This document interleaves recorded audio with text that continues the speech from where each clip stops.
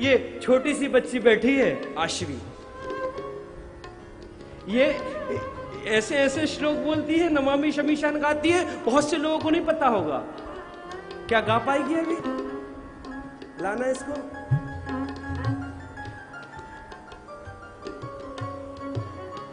बोलना नहीं आता पर श्लोक गाती है, नमामि शमीशान गाती, लिंगाष्टकम गाती है।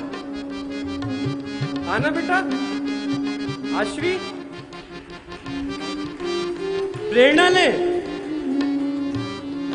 बच्चों को छोटा नहीं समझे।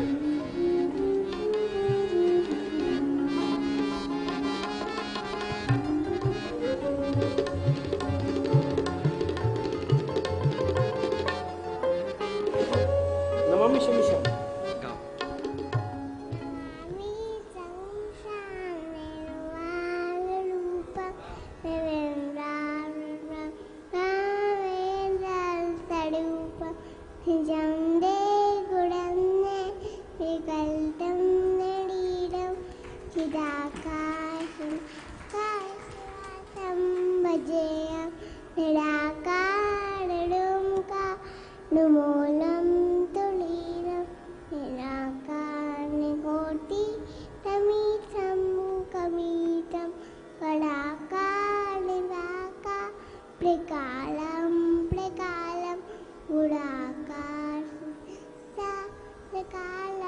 पूरा आता है। अब लिंगाष्टकम सुनाना बेटा। ब्रह्म मुरारी सुराचित लिंगम, सुनाओ। कल सुनाया था ना आपने?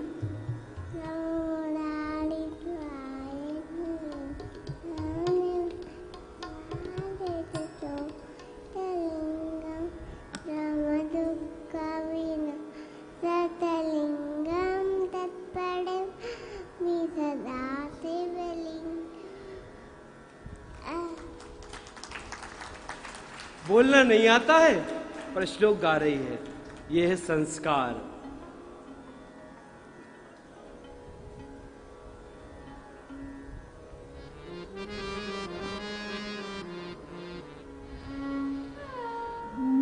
कितने वर्ष की बच्ची है ये? 2 वर्ष की। ब्रह्म मुरारी हम में से 50-50 वर्ष के बैठे हुए नहीं आता।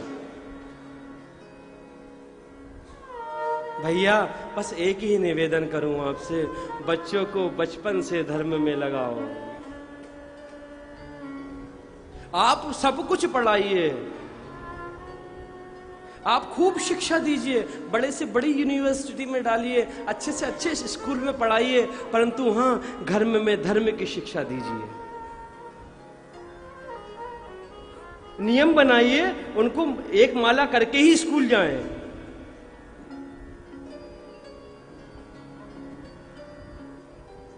यदि आप लोग अपने पुत्र से वृद्धावस्था में सेवा की आकांक्षा रखते हैं, आप चाहते हैं कि आपका पुत्र वृद्धावस्था में आपकी सेवा करे, तो धर्म में लगाइए। लखनऊ की सत्य घटना मलुक पीठाधीश्वर महाराज जी से हमने सुनी थी। जब यहाँ कथा रह करके पढ़ते थे, यहीं पास में आश्रम में कथा हुई थी, तब बहुत पहले सुनी थी। उन्होंने सत्य घटना सुनाई है कि लखनऊ में एक रिक्शा चालक रहता था, एक पुत्र था। दिन भर वो पिता रिक्शा चलाते, पाई पाई जोड़ते, उसकी शिक्षा में खर्च करते। पढ़ लिख गया, आईएएस की तैयारी करवाई, दिन भर रिक्शा चलाते, पसीना बहाते, पाई पाई जोड़ करके उसकी पढ़ाई के लिए उसको भेजते। और भगवान की ऐसी कृपा हुई कि उनका लड़का कलेक्टर बन गया।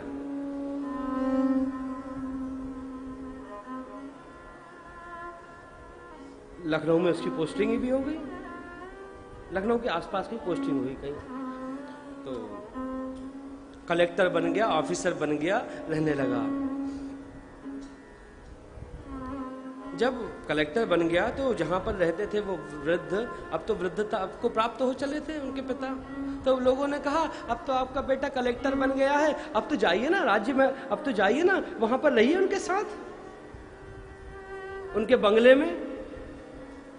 सोचा हाँ अब बहुत मेहनत कर ली, मेरा जो जीवन का लक्ष्य था मेरे बेटे को पढ़ाना, मैंने जीवन का लक्ष्य बनाया था बेटे को बड़ा अधिकारी बनाना, अब वो पूर्ण हो गया, अब क्या करूंगा, रिक्शा चला के छोड़ दिया। धोती पहनते थे, 60-70 वर्ष की अवस्था हो चली थी, पत्नी रही नहीं थी, चल दिए जहां पर बेटे की पोस्टिंग थी।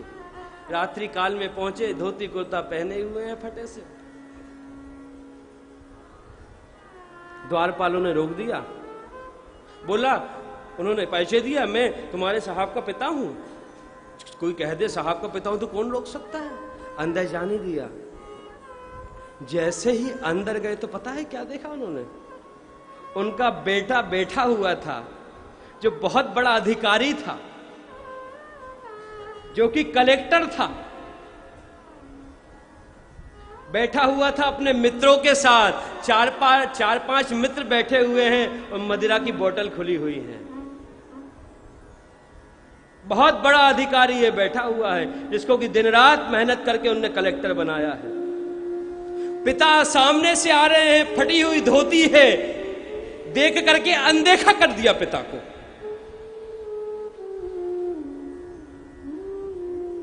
पिता आए, वो चुपचाप बैठ गए, कुछ नहीं कहा। उनका एक जो बेटा था, जो उनके मित्र बैठे हुए थे साथ में, एक ने पूछा, मित्र ये अभी अभी आया, ये कौन है? ये जो अपने साथ बराबरी से बैठ गए अपने, कौन है ये? बेटे ने उत्तर दिया, ये मेरे पिताजी के मित्र हैं। उसको अपने पिता का परिचय देने में लज्जा आ रही थी।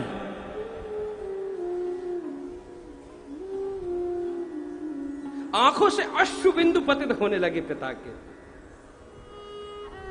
मैंने दिन रात मेहनत करके इसको पढ़ाया, दिन रात मेहनत करके इसको अधिकारी बनाया, और ये आज मुझे पहचानने से इनकार कर रहा है। खड़े हो गए, नहीं रहूंगा। बोले, बेटा मैं इसके पिता का मित्र नहीं, परंतु हाँ इसकी मां का मित्र जरूर हूं, जो कि चली गई बचपन में छोड़ करके, और मैंने इसको दिन रात मेहनत करके, दिन रात पसीना बहा करके पाला। इसकी मां का मित्र हूं मैं।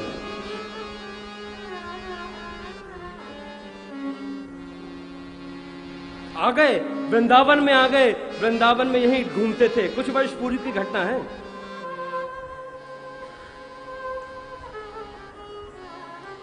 ये तो संस्कार हैं, सत्य घटना है भैया। इसलिए बचपन से ही धर्म में लगाइए। पुत्रवती जुवती जग सो, पुत्रवती जुवती जग सोई। रघुपति भगत जासु सुत होई, रघुपति भगत जासु सुत होई। बेटा अपनी मां की बात का बुरा मत मानना। उसने जो कहा सत्य कहा। निकल पड़ तपसा आराध्य पुरुषम, तपस्या कर। उसने कहा ना वन में जाकर के तपस्या करना, जा निकल पड़। मां कहां मिलेगा मुझे, कहां ढूंढूंगा उसे? बेटा वन में जाना, वन में मिल जाएगा, वो तो सब जगह रहता है, कहीं भी मिल जाएगा। मां यदि सब जगह रहता है तो फिर दिखता क्यों नहीं है? बेटा हर चीज दिखे आवश्यक तो नहीं। दूध में घिरते हैं परंतु दिखता नहीं, पुष्प में सुगंध है परंतु दिखती नहीं। उस सुगंध का अनुभव किया जा सकता है।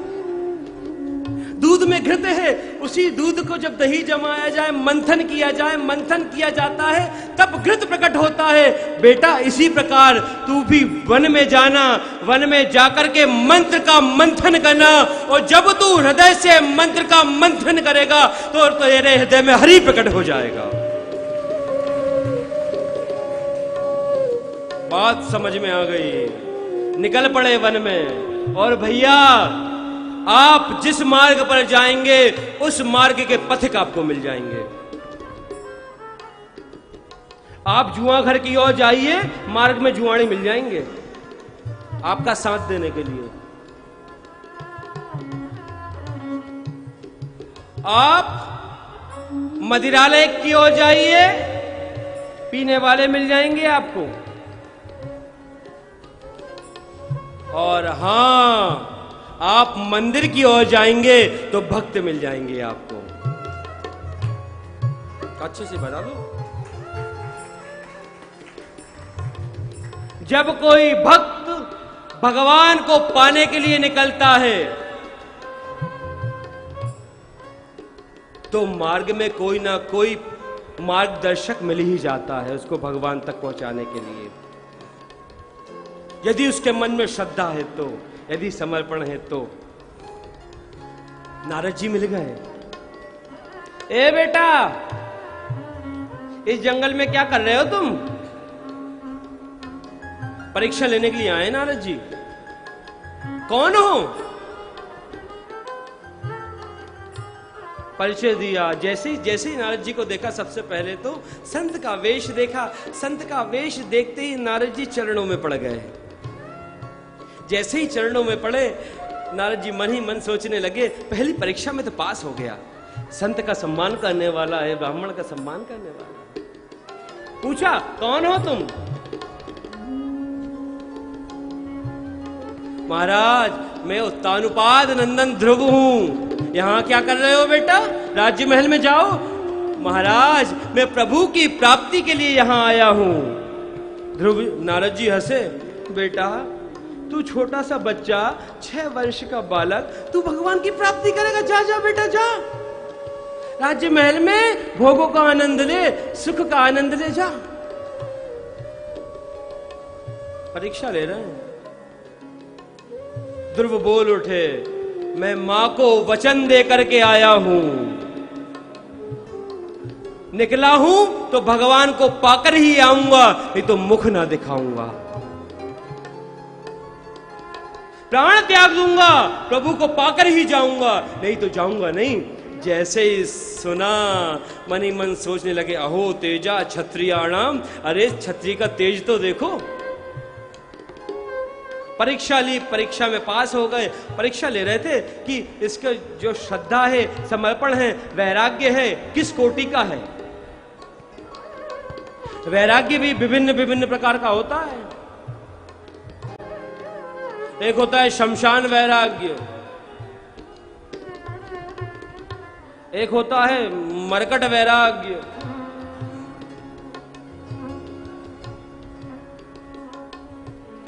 शमशान वैराग्य किसे कहते हैं? कोई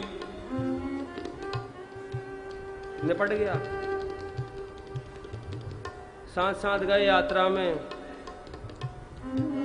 जैसे यात्रा में गए चिता पर रखा उसको, सामने चिता जल रही है, हम हाथ जोड़ करके खड़े हुए और खड़े खड़े मन में क्या आ रहा है? कोई नहीं है संसार में अपना, सबको एक दिन ऐसे ही जाना है। ना पत्नी अपनी है, ना बच्चे अपने हैं, ना कोई नहीं हुआ। हमारे पिताजी भी चले गए, दादाजी भी चले, कोई किसी का नहीं होता। मन में वैराग्य उत्पन्न हो रहा है।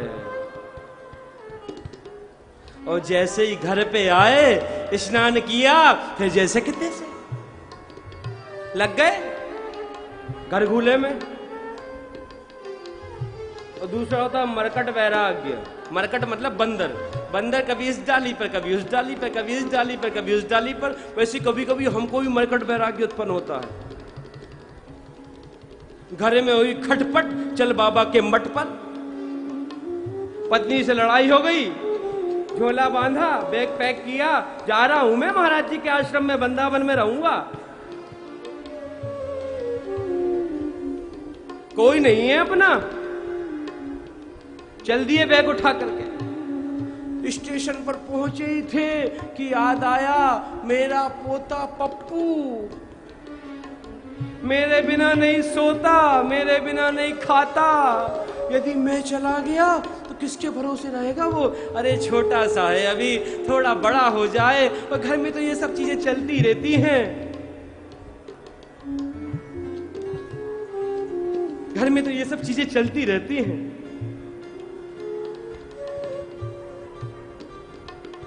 जब बड़ा हो जाएगा तब जाऊंगा। वापस आ गए।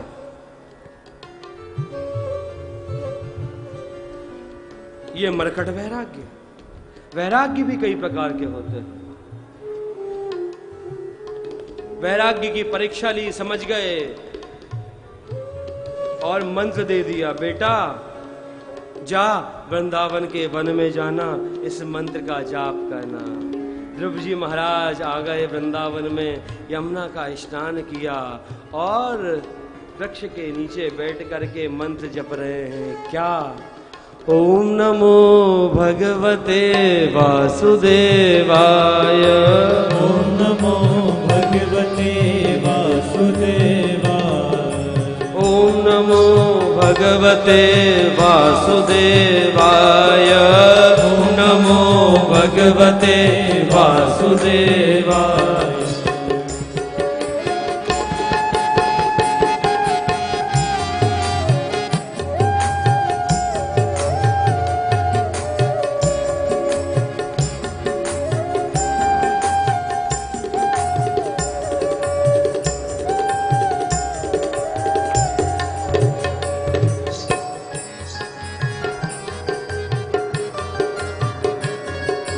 वासुदेवाय प्रभु नंदनंदनाय। वासुदेवाय प्रभु नंदनंदनाय। वासुदेवाय प्रभु नंदनंदनाय। वासुदेवाय प्रभु नंदनंदनाय। ओम नमो भगवते वासुदेवाय।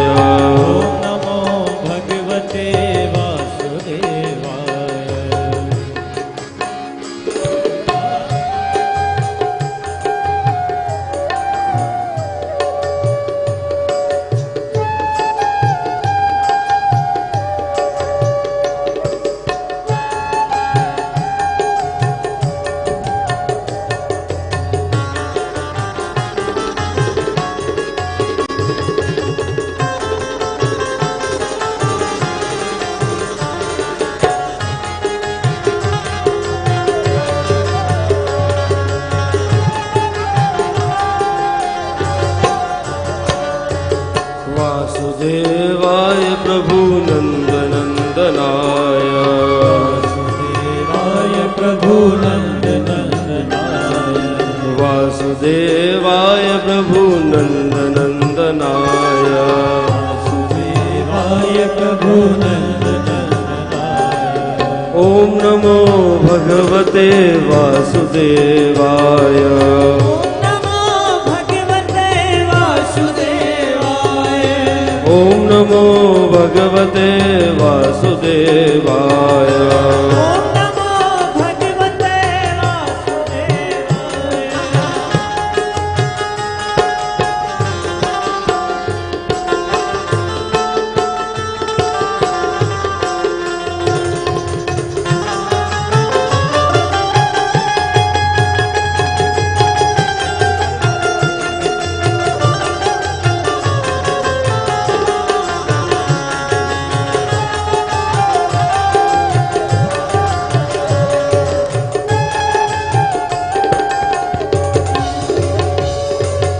मंत्र का जप चल रहा है।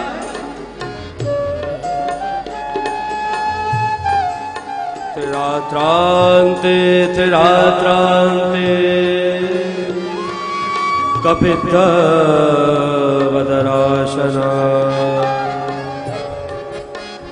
हर तीसरी रात्रि में कपित्त का फल खाते हैं।